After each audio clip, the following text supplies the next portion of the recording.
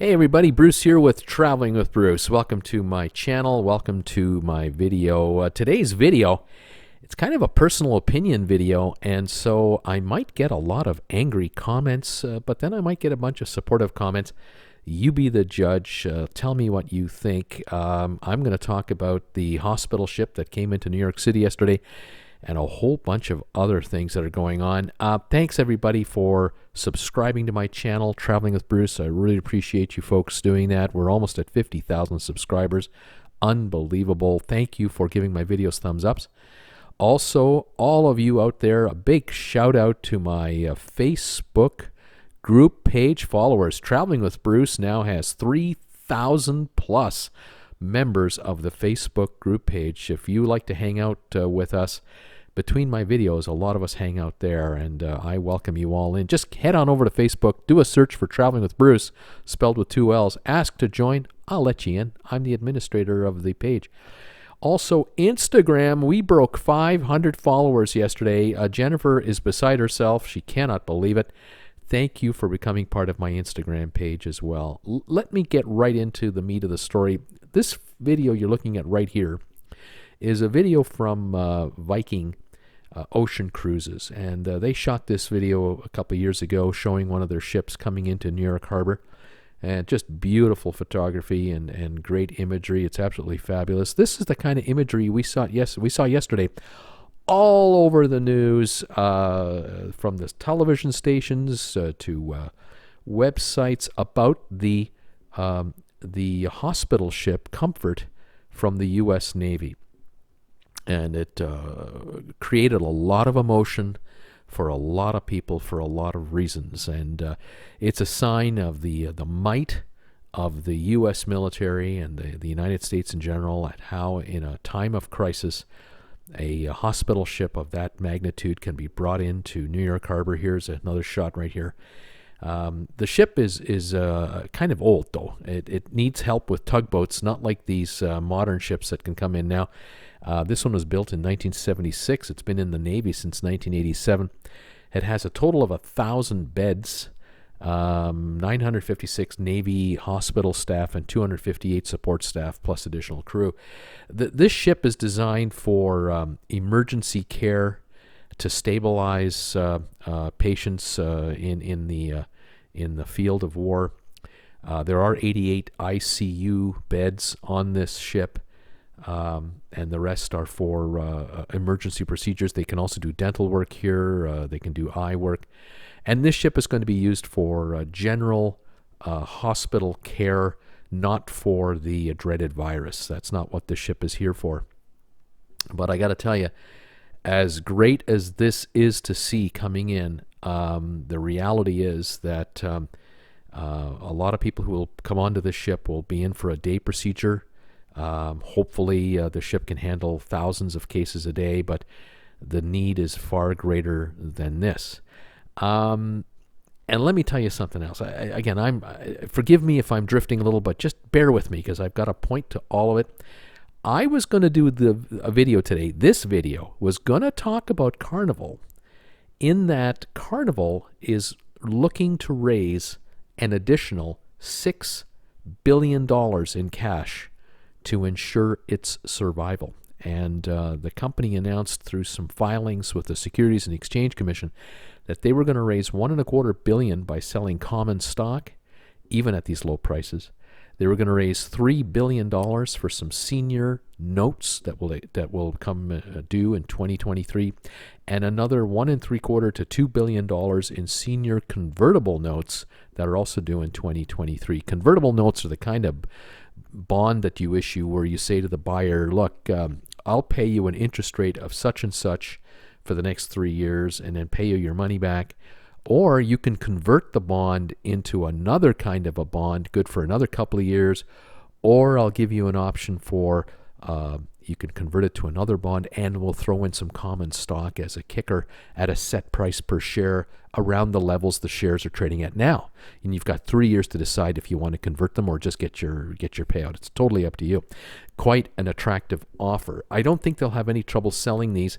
any of these issues. The Bank of America Securities Division is handling it, along with Goldman Sachs and J.P. Morgan. So three serious, huge banking groups are backing this entire offering, and I'm sure Carnival will raise $6 billion. At the same time, by the way, they're reducing their crews on board, left, right, and center. They're trying to get their crews home. They're trying to reduce the payroll as much as humanly possible to, again, extend their life. Which brings me to the point of this video. So thank you for sticking around. It's 5 minutes, and the point is this. The chairman and owner of Carnival, the top guy, Mr. Arneson, he offered Carnival cruise ships as temporary hospital facilities to the U.S. government. That was done, I think, 2.5, if not 3.5 weeks ago, 20+ days ago or more.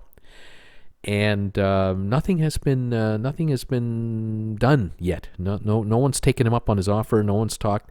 The only thing I've seen is a skeptical reaction from various sources, and nothing but criticism of the cruise lines from many, many people, of which I have a suspicion quite a number of them hate cruise lines no matter what they do, and are just not familiar with what these ships are capable of doing.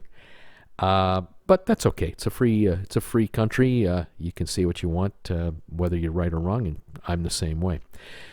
Here's my take on it. If I were the United States of America, I would be securing as many of these cruise ships as humanly possible, as quickly as possible, right now, and have them deployed in various port cities around the United States, because hospitals, as you're looking at these images here, are scrambling right now, especially in the New York vicinity, Pennsylvania, New Jersey, Massachusetts, Ohio.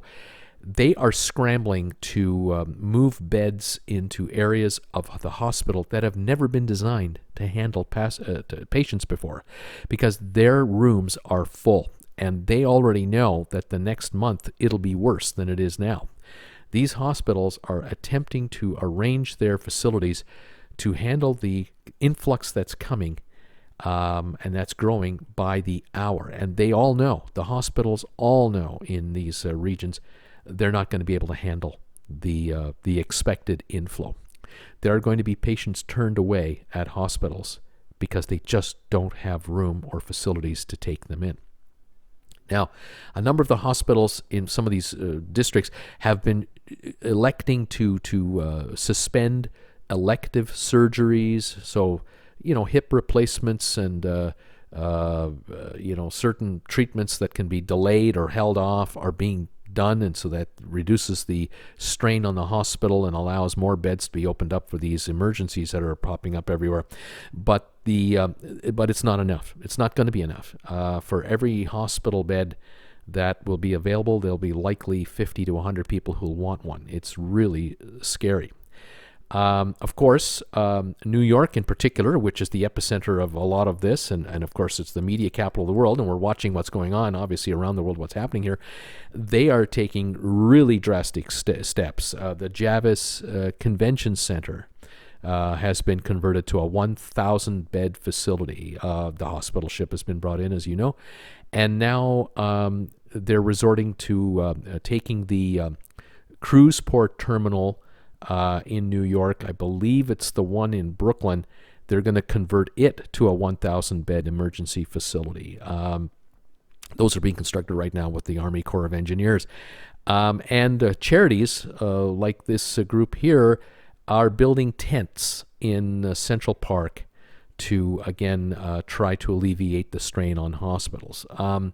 When I see pictures like this, I shake my head and go, oh my God, this is MASH. This is a MASH unit.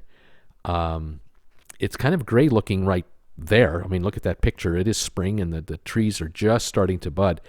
But folks, would you want to be a volunteer helping out here when the April showers kick in? I mean, the thunderstorms that are going to happen in New York. It's annual. Windy days. These tents don't have electricity. You got to use generators. they don't have water. They don't have filtration. All this has to be brought in. All this has to be designed on the spot, and it's terribly inefficient because one particular tent, as big as they are, can hold 68 patients, I'm told, 68 at a time. Even if you have 10 tents that are in full operation with 68 per, you're talking 680 people looking to be treated. That's a drop in the bucket. We're looking, the need in this range here, this area of the U.S. is likely 100,000 people or more, maybe 200,000. Here's the shot again of the Javits Center, with an overhead look. You've got these, walls set up, and you can see all the power cords down below there. And then the the medical equipment being brought in, in other illustrations that we've seen on the news, to fully deck out this place. This takes weeks to set up, weeks. And God bless the Army Corps of Engineers and all the health authorities who are working 24/7 to make this happen. It's commendable, really is. But again, it's just not going to be enough.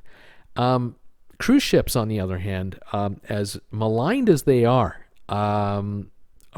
possibly a secret weapon that really could be utilized by health authorities and others to alleviate this problem, because we're all hoping that this virus situation will be through the worst of it in the next 3 to 6 months. But here's the reality. These ships right here, these are just shots of cruise ships and harbors over the years.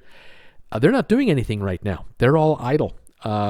We are hearing news reports, of course, that certain ships are still at sea with passengers and are desperate to get into ports, but there's maybe 10 left. Out of the 500 cruise ships that are out there, 480 are doing exactly what these ships are doing right here. They're laid up most likely not even in harbors like this.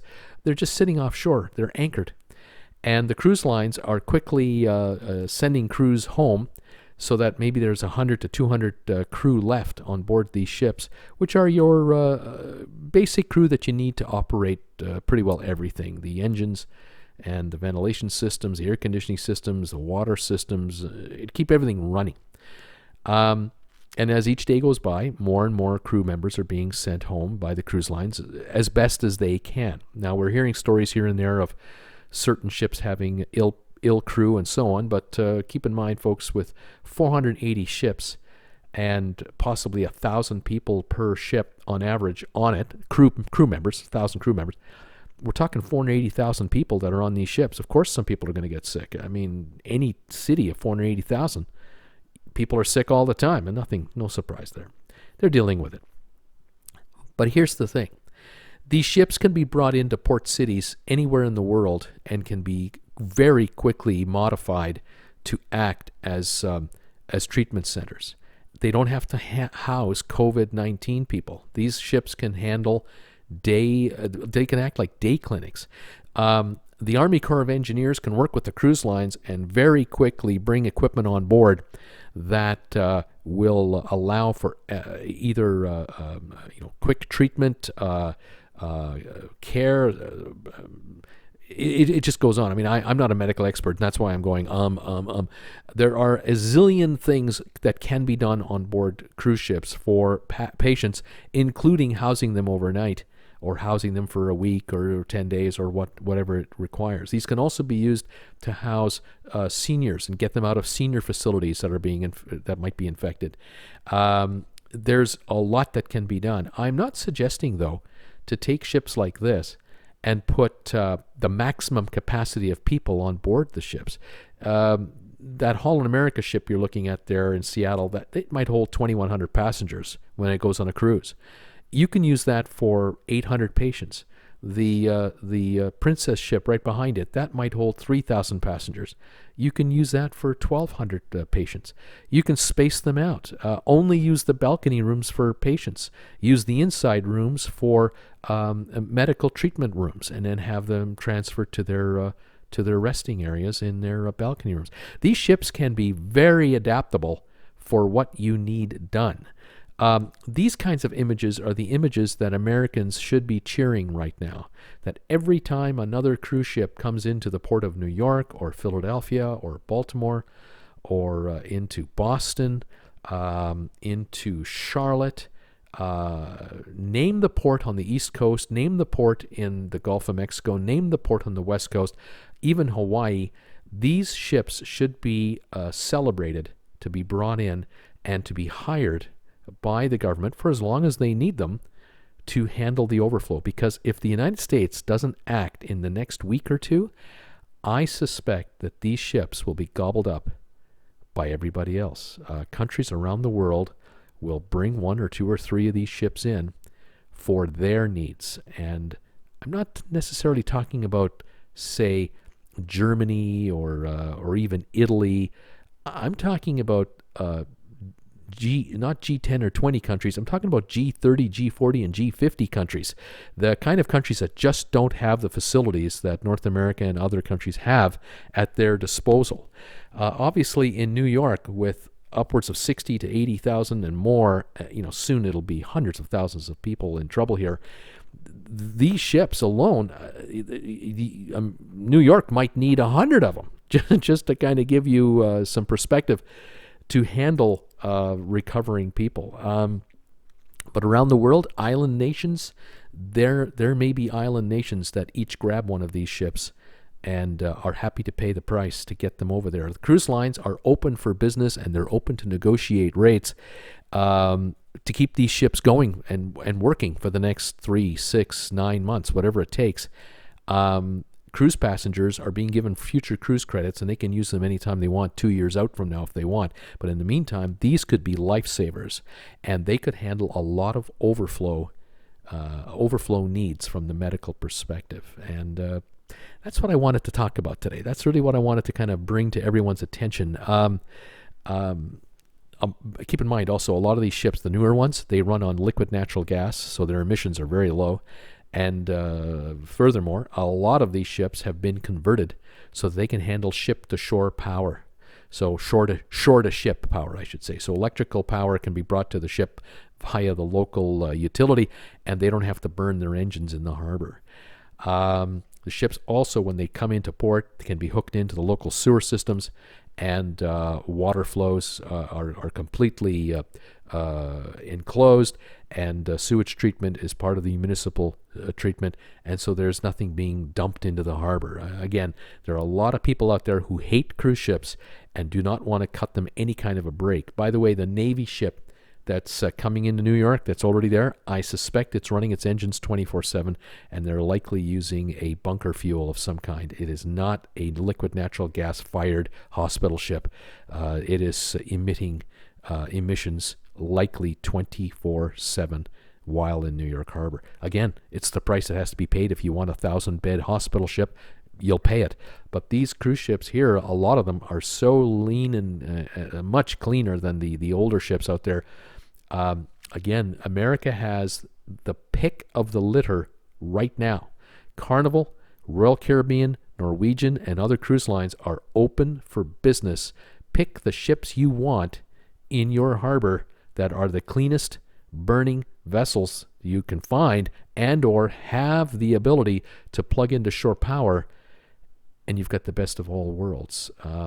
But again, that's just me. I welcome your comments, happy or sad, positive or negative. I want to thank you again for subscribing to my channel, giving my videos thumbs ups. It really helps with the algorithms with YouTube. Thank you for all your support of my channel.